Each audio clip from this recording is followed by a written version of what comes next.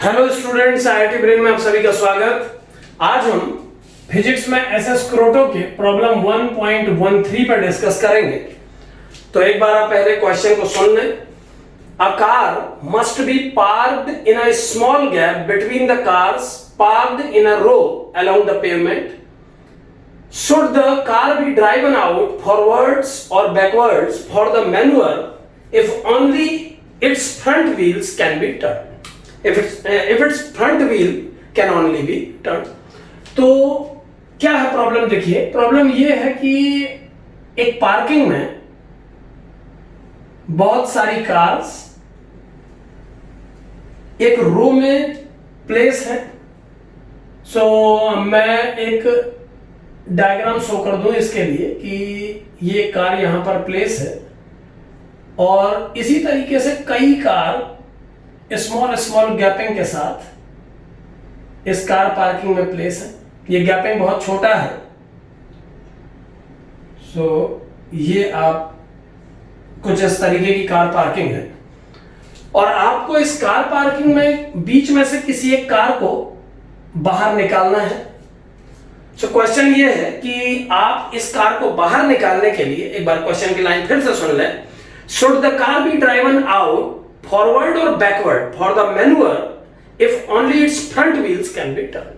अगर केवल front wheel turn कर सकते हैं तो आपको बताना है कार को आप स्टार्ट बैक डायरेक्शन में करेंगे या फॉरवर्ड डायरेक्शन में, ताकि आप इसको इस पेवमेंट से बाहर निकाल सकें। इस कार को, मिडिल कार को हमको बाहर निकालना है और बैक और फ्रंट दोनों साइड ऑब्स्ट्रक्शन है। तो किस तरीके से प्रॉब्लम सॉल्व करेंगे या क्या इसमें फिजिक्स लगेगी, एक बार इस पर डिस्कस करेंगे। गिवन है कि ये जो फ्रंट टायर से यही टर्न कर सकते हैं और फॉर्मली होता भी यही है, फ्रंट टायर ही टर्न करते हैं।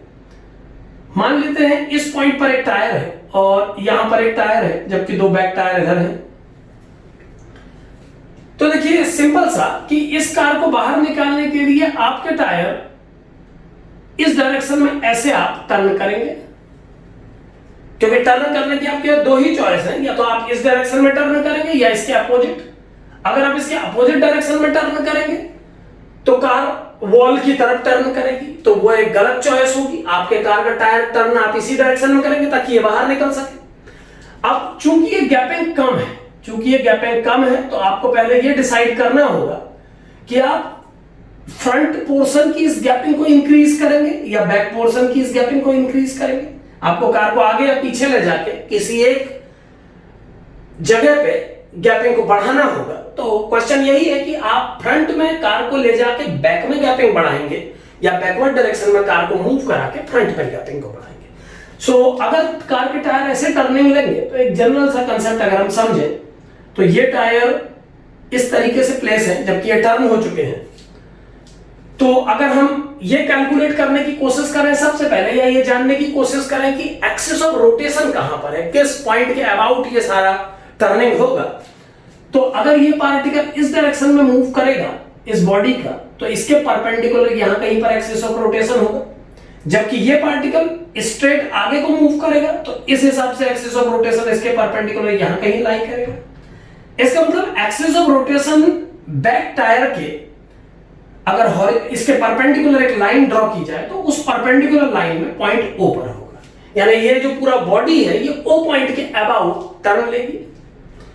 अब ओ पॉइंट के अबाउट जब ये दो टायर और ये बैक के दो टायर मूव करके टर्न लेके बाहर निकलने की कोशिश करेंगे तो इस वाले टायर का, यानी इस पार्ट ऑफ बॉडी का मोशन फॉरवर्ड डायरेक्शन में स्ट्रेट होगा इनिशिएट होते समय, जबकि ये वाले टायर का मूवमेंट इसके बाहर निकालने में हेल्पफुल होगा, जो कार को बाहर निकालेगा।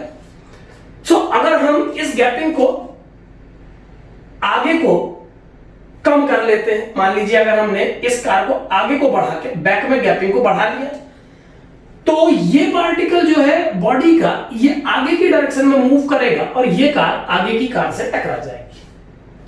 क्योंकि इस फ्री बॉडी डायग्राम से जो बना हुआ इससे बिल्कुल क्लियर है कि ये वाला बॉडी का पार्ट जो है ये अभी फॉरवर्ड डायरेक्शन में स्ट्रेट मूव करेगा, जबकि ये पार्ट बाहर निकलने की कोशिश करेगा।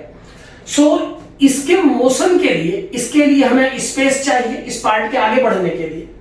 तो अगर हम इस कार को बैक डायरेक्शन में आगे बढ़ाएं यानी कि अगर हम कार को इस पोजीशन से थोड़ा सा पीछे को ले आए, मान लीजिए मैं डायग्राम को थोड़ा सा चेंज करके कार को इधर ले आता हूं। इधर ले आने का मतलब है कि अब ये जो दो टायर है इनका पोजीशन भी थोड़ा बैक में आ जाएगा इधर पे, और तब ये परपेंडिकुलर आपका इस पॉइंट पर होगा।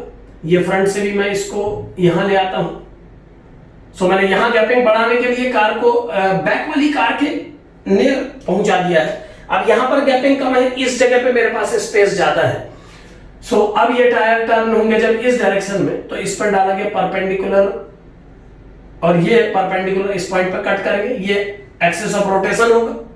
सो अगर यहां पर हमारे पास स्पेस ज्यादा होगा तो जितनी देर में ये पार्टिकल स्ट्रेट मूव करेगा उतनी देर में ये पार्टिकल कार को थोड़ा थोड़ा टर्निंग देना स्टार्ट करेगा।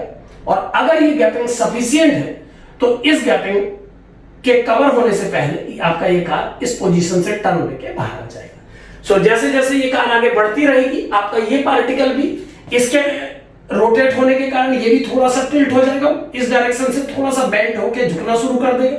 और जैसे जैसे ये पार्टिकल झुकना शुरू करेगा आपका जो एक्सिस ऑफ रोटेशन है ये भी अपनी पोजीशन को यहां से शिफ्ट करके इधर आता जाएगा, और ये कार अगर ये स्पेस सफिशिएंट है तो बाहर निकल जाएगी। तो किसी भी कंडीशन में आपको अपनी कार को इनिशियली बैकवर्ड डायरेक्शन में शिफ्ट करना पड़ेगा। पहले आप कार को पीछे को ले जाएंगे और इस गैपिंग को कम करेंगे, जबकि इस गैपिंग को बढ़ाने की रिक्वायरमेंट है। और उसके बाद अगर ये गैपिंग सफिशिएंट है तो आपको कार निकालने में कोई प्रॉब्लम नहीं होगी। तो इस प्रॉब्लम का जवाब सीधे सीधे यही होना चाहिए कि आप कार को सबसे इनिशियली बैकवर्ड डायरेक्शन में मूव कराएंगे ताकि फ्रंट डायरेक्शन में आपको ज्यादा स्पेस मिल सके, और उस स्पेस का वैल्यू इतना होना चाहिए कि आपकी कार इस पोर्शन के आगे बढ़ के इसको जीरो करने से पहले टर्न लेके बाहर निकल जाए। Thank you.